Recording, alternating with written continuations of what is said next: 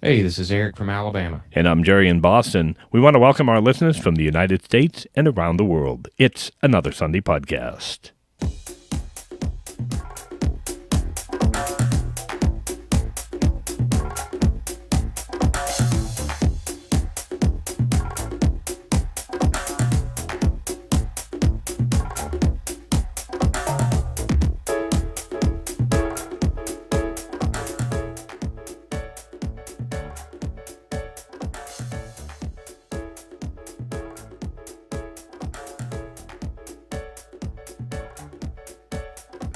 I know we probably say this every episode, but where the hell is summer going? August. Wasn't it just July 4th? Yep. My goodness. How are you? I'm doing all right. How are you? I am better than I deserve, thank you. You had a colonoscopy the other day. I did recently have one, yes. So how did that go? Don't you have to take the little juice that makes you crap your brains out? Yes, the little juice that makes you crap out your brains. Well, if I had brains, then I would have crapped them out. But no, I did actually just recently have it. I know we talked about it on a previous episode, and how I said how important it was that folks should have this colorectal screening when they are of the appropriate age of 50. And in fact, I found out, I believe 45 is now acceptable with insurance companies. And then if you have a family history, I think even younger. But yes, I did have one, and the results were very good. They found no issues. So now my next visit will be in 3 years. So after having 5 of these in 7 years, I now have graduated, I guess, to every 3 years, or at least 3 more years before the next one. So for that, I am grateful. So I've listened to Jeff Foxworthy's skit. Well, it's not a skit. It's his stand-up on when he had to do a colonoscopy, and he talked about the prep work. So, and I think you mentioned that it's changed from when you've done it a few years ago. So, I mean, what all do you have to do to get ready for a colonoscopy, and how has it changed? I think it's a good question. All kidding aside, and Jeff Foxworthy does do a funny bit about it. But in all seriousness, as I think I mentioned in the episode where I talked about getting ready to do this, how important it was and why it's necessary. I believe it saved my life because there was a problem discovered. Even though I was following the timetable, there was some things going on at a younger age, apparently, that could have been a whole lot worse had I not had the screening at the proper time. So, but to answer your question, it's a very simple, necessary procedure, okay? The prep has changed from, say, the first time I did it when I was at 50 years old till now, 9 years later. And I think a lot of people, there seems to be a lot of misconception about the prep. And people say, you joked about it earlier saying you crap your brains out. Well, it's important to have, to go through the prep so that when they do the procedure, which, by the way, takes about 20 minutes to do the entire procedure from the time it starts until the time it ends. It's important that they are able to see everything clearly so that if there is any issues, they can spot them and take care of them right on the spot. So probably the hardest thing about the prep is the lack of eating. The day before, it's pretty much a clear diet. Then there's a prescription, and some doctors are different. They may have you go to this local pharmacy and pick up some items that will assist you in preparing for your procedure. But I found that not eating for 24 hours was the biggest problem for me. Although this time I did have a little Jello, which you can have, and I did drink a ton of water. So I always felt like I was full. So I didn't get really, really hungry until the day of the procedure. But once you go through the prep of clearing your system so that they can see everything clearly, the procedure is pretty simple. I had mine done in the hospital, and a big shout out to the staff, the doctors and the nurses, everybody on staff at Massachusetts General Hospital, which is where I had my procedure done. They couldn't have been nicer, helpful, friendly, understanding, and funny. I mean, it was a considering what you go through. It was a very easy, pleasant, and sometimes humorous experience.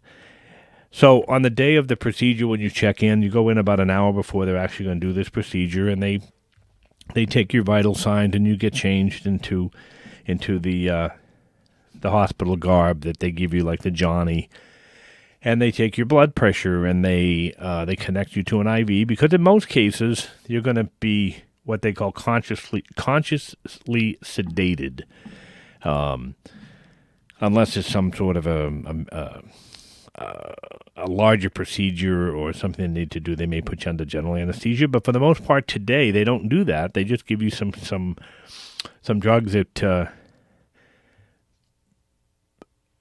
it's what they call conscious sedation, and I sleep through it. So it's from the time that they say, okay, you're gonna feel like you're getting sleepy, and you say, okay, the next thing you hear is, Jerry, how you doing? Wake up now, come on. It's like that quick, and you wake up and you feel like you slept for a week. And the doctor comes over and gives you, the results, and they give you a cookie and a little can of juice, and within maybe 15 minutes after that, you're getting dressed, and then you're waiting for your ride, unless the person's waiting for you there, and you're gone, and you're done, and you go home.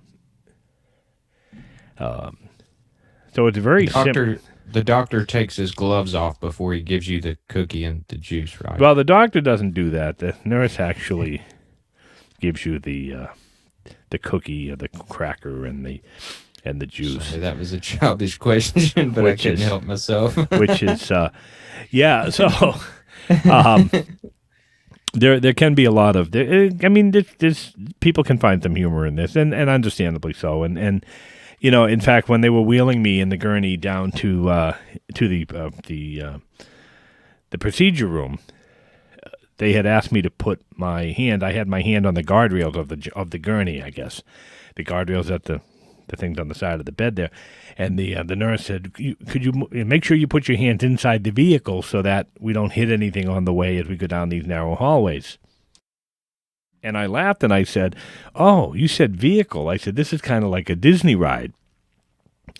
And she said, "I guess it would be." I said, "It's just not a thrill ride." And so we kind of got a chuckle out of that. So we were both laughing out loud as we were turning into this procedure room, to which the doctor, who was in there waiting, said, "Did we give him laughing gas or something?" Because, he seemed to be having way too much fun.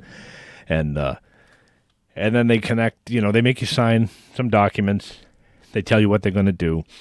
And the anesthesiologist is there and tells you what they're going to do. And you sign something for them. And then they warn you that they're going to start the anesthesia. And you feel this euphoria just come over your body. And you're going to, go out, and you're turned on your side, and, you're ready to go. And you feel this euphoria. And I guess I make them laugh because as I felt that, the last word they heard out of my mouth was, "Jerry, out." And next thing I know, I was awake. So, but in all seriousness, as I said before, very, very, very necessary procedure, and it's a screening. It's very simple. The prep is not as bad as some people make it out to be. If you have a light diet the week of your colonoscopy is scheduled, then the prep is even easier. My appointments are I always try to make them for the first thing in the morning. So I'm like the first one in, so that I can get out and eat. I want to hit every restaurant on the way home. And by the way, you cannot drive. So you need somebody, because they put you under sedation, you cannot drive. So, I'm telling my friends who are driving me, okay, let's stop here. Okay, yeah, let's grab a sub over there. Let's grab some pizza over there. Because they haven't eaten for like 36 hours by this point. But definitely a necessary thing to do. So I am an advocate for it.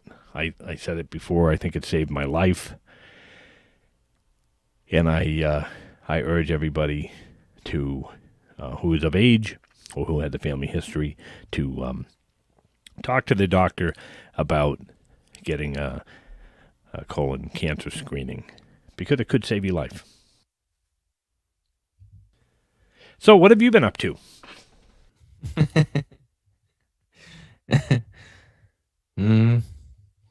Not much. Nothing quite as exciting as that, right? No.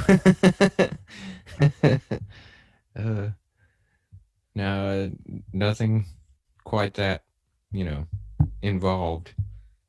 I've just been working painting and,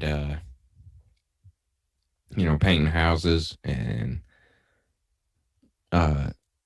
it's blueberry season down here. The blueberries are in. There's 2 blueberry bushes over here up on the hill, and they are absolutely covered.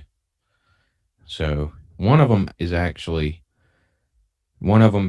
is stopped producing now. It's already produced all of its berries, and it's done now. The other one is just a little bit behind that one, and it's now just becoming ripe, and it is loaded. I got 3.5 gallons of blueberries off of it the other day, and there was still some left on the tree. It's just one bush. It's like 8 feet tall. Probably needs to be pruned back a little bit, but 3.5 gallons. Yeah, that's a lot of blueberries. That's a lot of blueberries. Yeah, it took me like 4 hours to pick all those. So, I assume you're a fan of blueberries. Do you make like pie or? I don't, but my mom does. So I'll give them to her, and she loves them. And she made a pie last week. She made a pie this week from the blueberries that I got her. So, I'm not. I mean, I like blueberries, but I'm not like a huge fan of them or whatever. But I know people who like them, and I know my mom will make me a pie if I bring her. You'll eat the pie. Yeah. And the jam. She made some blueberry jam and some jelly. So, which I can't eat store-bought jelly. I can't do it. Store-bought preserves, can't do it. My mom makes our family recipe of jam, strawberry jam, and then she did a peach jam, a blackberry jam, and she's working on a blueberry jam. But that's the only thing that I'll eat when it comes to jam or preserves or anything like that. I think everything tastes better homemade. I can remember we used to have a rhubarb plant or plants in the backyard, wild rhubarb in our backyard, and my mom would pick and make strawberry rhubarb jam, which was absolutely one of my favorites as a kid growing up. And the plant has since, they're long gone, and in fact, the leaves of the rhubarb are poisonous, And I can remember my dad had rabbits, and he used to let them run around. We had cages for them, but he used to let them run around free in the yard. And we found out that the rhubarb leaves were poisonous because the rabbit was munching on the rhubarb leaves, and the next day he was stiff as a board. So I don't remember if that's when the rhubarb plants left the yard or if they just never grew back. But I could always remember that strawberry rhubarb jam was the absolute best. We used to go blueberry picking as a family and with cousins. No relation to you, sir. That we used to go to a town a little bit north of where we live, and it was just wild blueberry bushes in this long strip of land, which is now a McDonald's and a golf course. But we used to go in, and we used to pick quart after quart after quart. I would say probably 8 of us would do that. And then my mom would do the same thing, make a blueberry pie or blueberry jam, or just wash them and eat them, raw. I was always a big fan of blueberries. But I never could freeze blueberries. I tried to do that a few times, and when they thaw out, it becomes just a blueberry mess. So it's never very successful in freezing them. Have you frozen blueberries before? Yeah, I was just reading on that the other day because I was curious about it. Usually what I've done in the past is just wash them and just wring them out a little bit, and they're still wet, and then I'll just dump them in a gallon freezer bag, and chunk them in the fridge. But I was wondering if that was the right thing or the wrong thing to do, so I looked it up on the internet, and there's this lady, I can't remember her name or the name of her website, or it may have been a blog, but she does the homesteading out in somewhere. I can't remember. But it came up on Google. It was like the first thing that came up. But she recommended to, if you're going to freeze them, to lay them out in an even layer on a baking sheet and then put them in the fridge, or in the freezer rather. And then when they freeze solid, then you stick them into the freezer bag, and they freeze better that way. So, and another thing I heard too, my landlord, she grew up in the grocery business, and she said that with blueberries, if you wash them, of course they have a coating on them. When you pick them off of the bush, they have a coating on them, and if you wash them, you wash that coating off, and the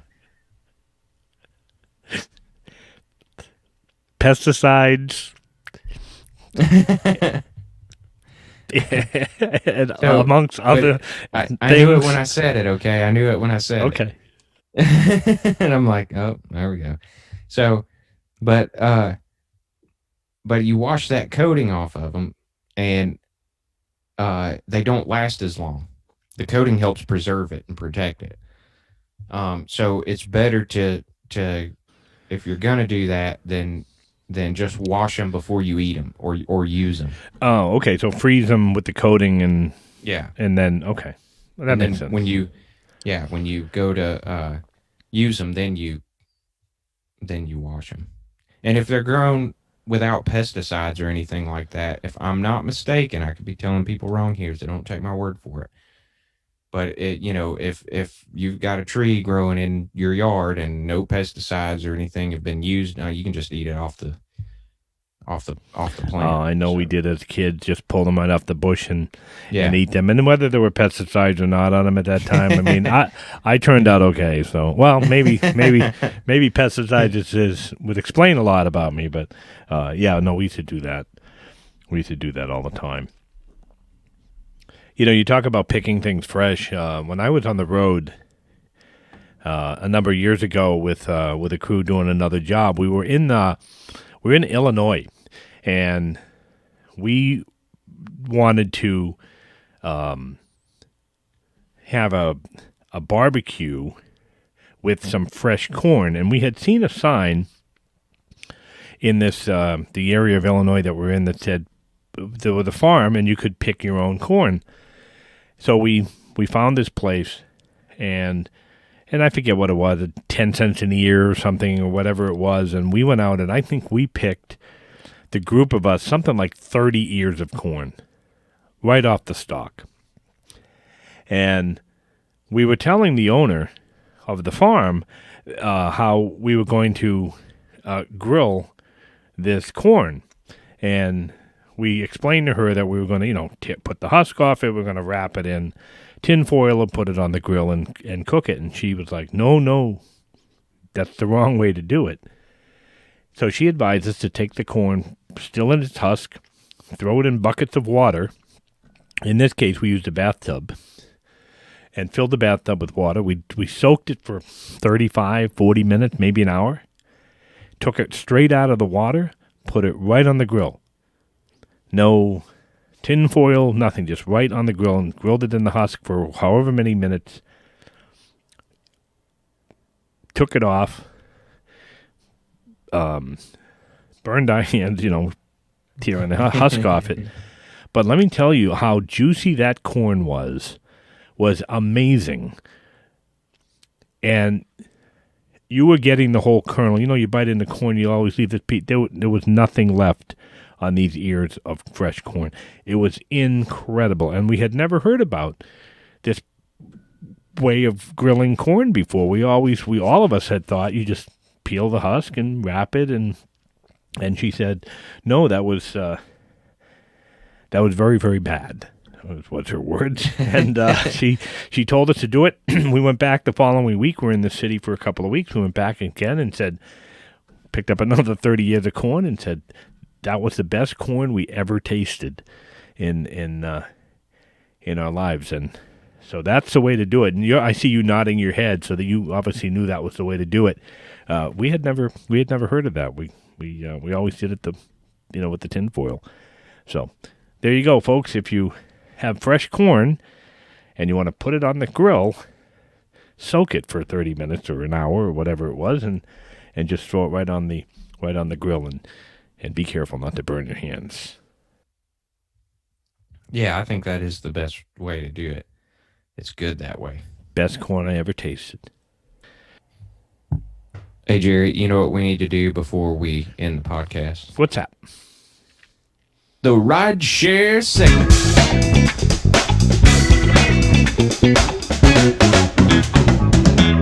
Oh, yeah. Well, I'm back on the road. I've been on the road for several months now, and the stories continue to mount. Again, some of them are funny, some of them are heartwarming, some of them are downright bizarre. So, yeah, I have a couple I can share with you on this episode that occurred.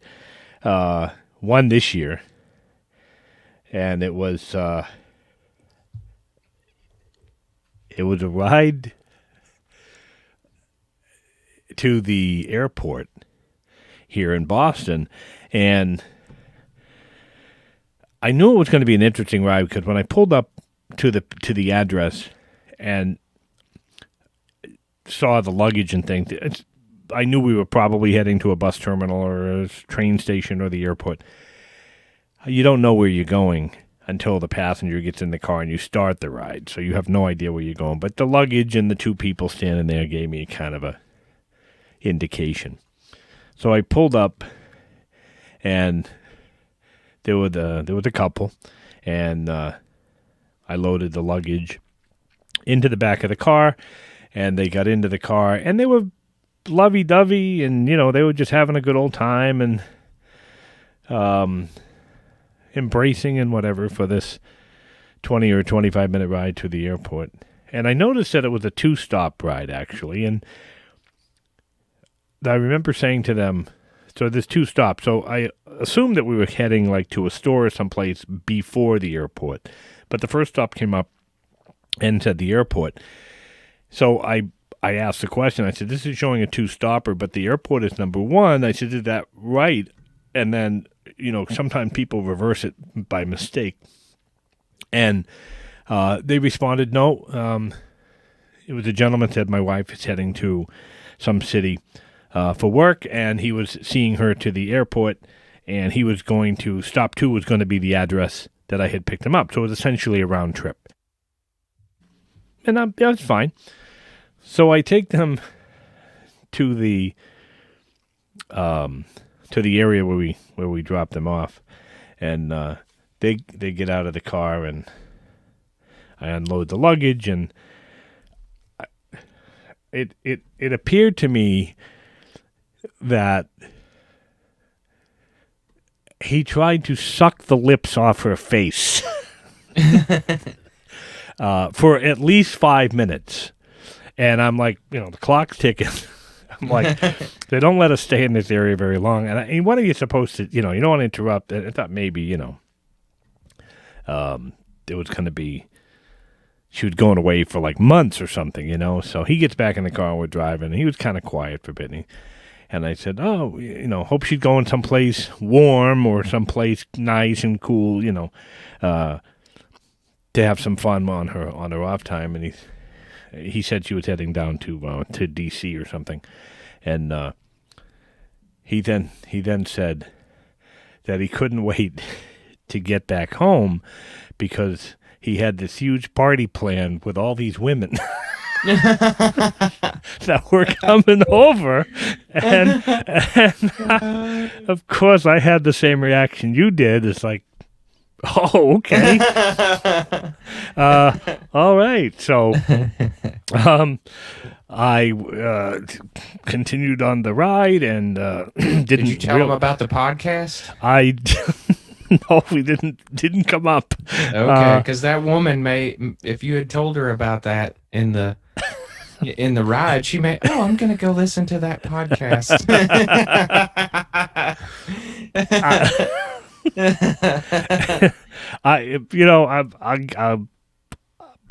He may have been kidding. I don't know. It did not sound like it though. But he was like really excited that he was going to have a bunch of women coming over the house for a party. While whoever this woman was, I assume again it was his wife. But I don't know that for a fact. But he was ready to party. Maybe it was his fiance or something. He was having a bachelor party, or maybe that could have been. That could have been. But I knew the address, so I should have stopped. I should have drove by, but I just jotted it down as a note. So there's one for the story. Show up to the party uninvited. Hey, people will tell strangers anything. And they forget that you're in the car. Sometimes you get, a couple of people or somebody on the phone and they're talking and they're saying things and they forget that you're there. They forget that there's another stranger in the car that's driving them to wherever they want to go. So, I've seen that. I know what you're talking about. I've even heard people say like, yeah, it doesn't bother me, to tell a stranger something crazy like that or whatever. I've never been like that. That just does not. No, I'm always aware of that other person in the car. It's almost like being a bartender, I would think, that they'll just tell you anything. And people will tell you anything sometimes. And now, luckily, I haven't heard anything I've ever had to testify to. So I'm glad of that. But yeah, they do. They forget. They could be on the phone arguing with somebody, or they're in the back seat of the car. I think I've told the story before about the couple that was arguing. But they just forget. They just forget that there's somebody else in the car, which I always found to be interesting. And of course, I'm not listening to them, trying not to listen to them, right? Because I have the GPS talking in my ear. But sometimes you just can't help, and sometimes you get an interesting story, and you can't help but listen. So, and then not too long ago, I had a passenger that got in the car, and I was taking her to Salem, Massachusetts, which if folks have never been to Salem and you come to Boston, I highly recommend it. If you come up during October, right before Halloween, and there's no COVID restrictions like there shouldn't be this year, it is the place to be for the month of October with all of the various things going on in Salem surrounding Halloween and the whole witch trials and all this kind of stuff. So I had picked up a passenger who, when we were heading to Salem, told me that she was a witch. And she had, just when she got in the car, made some sort of a gesture, and she was casting a good spell on me so that I would have a good day and make lots of money,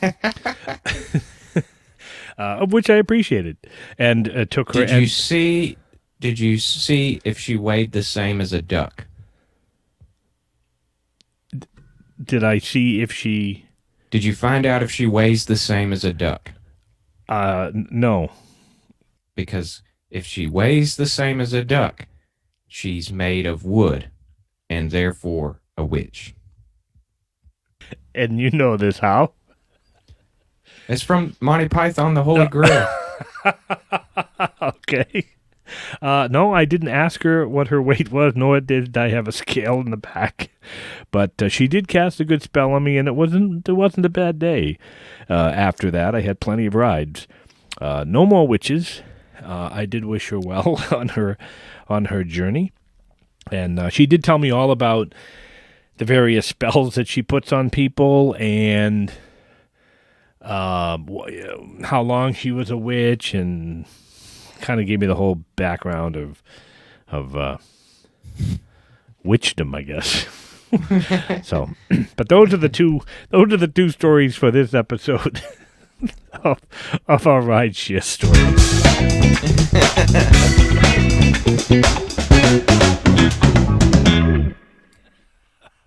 So many more to come, my friend.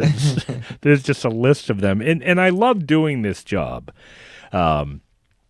It's you meet some really, really nice people, and I will tell some of the more serious stories, and that makes you think.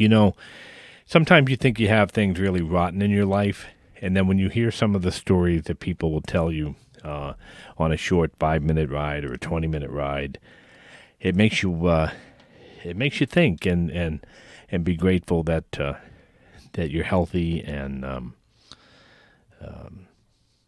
don't have some of the travails that some of these people do have. So everybody that steps in that car, every single person that steps in that car has a story, and that's what makes the job interesting. Some people share it, some don't, but I do have a list here of quite a few that we will share in future episodes.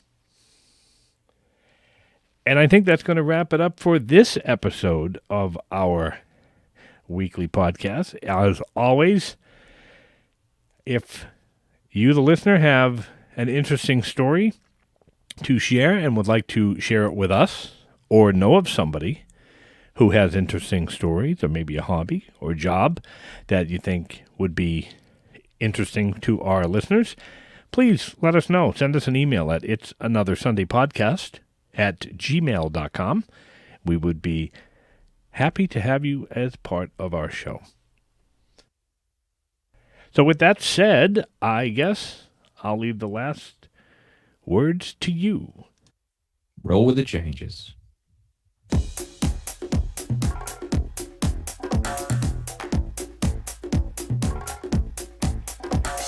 It's Another Sunday Podcast. It's produced by Erich and Gerry.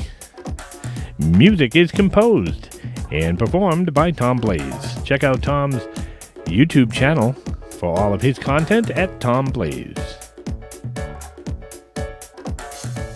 That's going to do it. It's Another Sunday Podcast. Thanks for listening.